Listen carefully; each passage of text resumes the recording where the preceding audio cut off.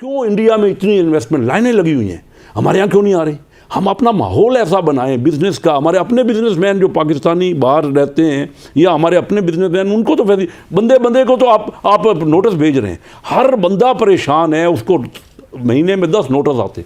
आप डॉक्टर रमेश से पूछ लें, ये बिजनेस करते हैं। पाकिस्तान इस वक्त दुनिया में सबसे बड़ी आबादी का मुल्क है चाइना। चाइना दुनिया में आज से 14 साल बाद नंबर 1 इकानमी हो जाएगा। अभी हो रही है, थोड़े 2 साल बाद ही हो जाएगा, लेकिन 14 साल बाद की प्रेडिक्शंस कुछ मुल्कों की आई हैं। तो चाइना आबादी में भी नंबर 1 है और दुनिया की नंबर 1 इकानमी हो जाएगा। नंबर 2 आबादी में इंडिया है, वो दुनिया की तीसरी बड़ी इकानमी हो जाएगी।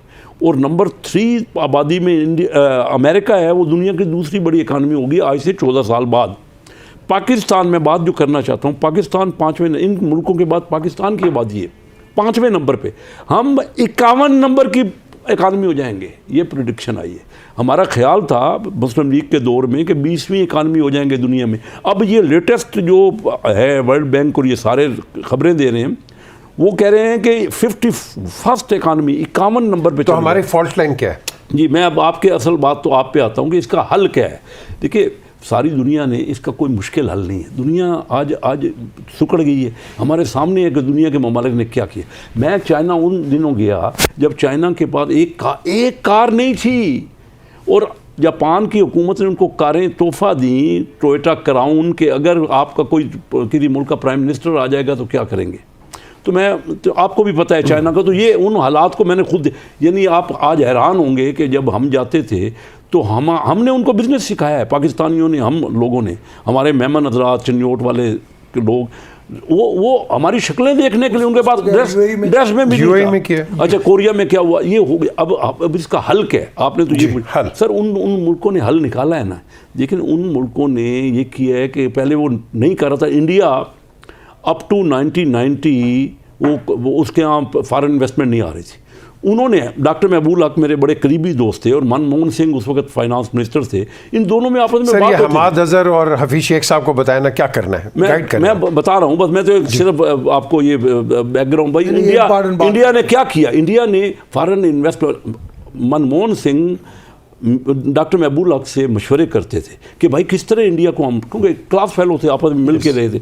अच्छा, वो इंडिया ने क्या किया? हम उस वक्त बेहतर जा रहे थे, पाकिस्तान ग्रो कर रहा था। इंडिया ने बाहर के मुल्कों की इन्वेस्टमेंट को उन्होंने इनवाइट किया और सबसे ज़्यादा अट्रैक्शन दी। जो हल ये है, जब तक आपकी प्रोडक्शन नहीं बढ़ेगी। देखिए, महंगाई ख़त्म नहीं हो सकती जब तक आपकी प्रोडक्शन इस वक्त आपने इतना मैसिव डिवैल्यू कर दिया।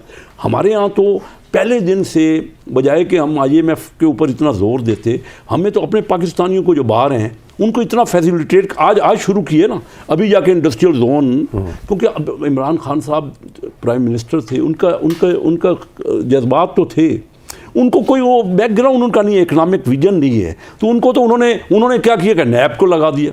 भाई अकाउंटेबिलिटी पे है। अब नैब की वजह से कोई बाहर वाला यहाँ आता ही नहीं है, कोई यहाँ का कारोबारी भी कारोबार नहीं करना चाहता। आप पगड़ियाँ उछालेंगे। तो अब सबसे ज़्यादा जब तक हमारी प्रोडक्शन नहीं बढ़ेगी, वो कैसे बढ़ेगी? कि हम फैसिलिटेट करें बाहर की इन्वेस्टमेंट को। क्यों इंडिया में इतनी इन्वेस्टमेंट लाइनें लगी हुई हैं, हमारे यहाँ क्यों नहीं आ रही? हम अपना माहौल ऐसा बनाएं बिज़नेस का। हमारे अपने बिजनेसमैन जो पाकिस्तानी बाहर रहते हैं या हमारे अपने बिजनेसमैन, उनको तो बंदे को तो आप नोटिस भेज रहे हैं। हर बंदा परेशान है, उसको महीने में 10 नोटिस आते। आप डॉक्टर रमेश से पूछ लें, ये बिज़नेस करते हैं। हर किसी को पकड़ धकड़ लगाई हुई है। इन हालात में जब आपकी प्रोडक्शन नहीं बढ़ी, 6.5% आपकी इंडस्ट्रियल प्रोडक्शन कम हो गई है। आप अंदाज़ा कीजिए कि ये महंगाई नहीं होगी तो, जब पैदावार नहीं होगी, जब प्रोडक्शन नहीं होगी, तो और आगे नहीं बढ़ेंगे। चले, ना रोजगार होएगा ना। मैं जी खोसा साहब आपके पास आता हूँ कि बेसिकली जो बात हम कर रहे हैं, नटशेल हम बात करें ease of doing business. Hindustan देखें ना, फैसिलिटेट करता है, 1 विंडो भी कर देता है। हम उसी, आप कह लो ना, पुराने एक माहौल में फंसे हुए हैं। एक आम आदमी 3 सिफारिशें, 2 चिट्टें, 5 टेलीफोन कॉल और एक बंदा साथ ना जाए तो आपका काम नहीं होता है। इसको हम कैसे रेडिकेट करें? ये आपकी गवर्नमेंट में भी था, नून की गवर्नमेंट में भी है, आज की गवर्नमेंट में भी है। So we need to get this curse out. या एब्सोल्युटली, जब तक आप एक एटमॉस्फेयर उसे नहीं देंगे जिसमें ईज आउट हो और बिजनेस का वन विंडो आप रखें। और अगर मैं चूँकि तजर्बा मुझे मुख्तलिफ अनवा में जाने का हुआ और हुकूमती उस ओहदे पर भी रहा, यकीन कीजिएगा कि मैंने देखा कि ब्यूरोक्रेसी का काम फैसिलिटेशन नहीं है, it is a total obstruction जो ब्यूरोक्रेसी करती है। एक एक चीज़ पर एक छोटा सा एतराज़ लगा के वो 6 महीने में शटल होती रहेगी फाइल, फिर वापस आएगी।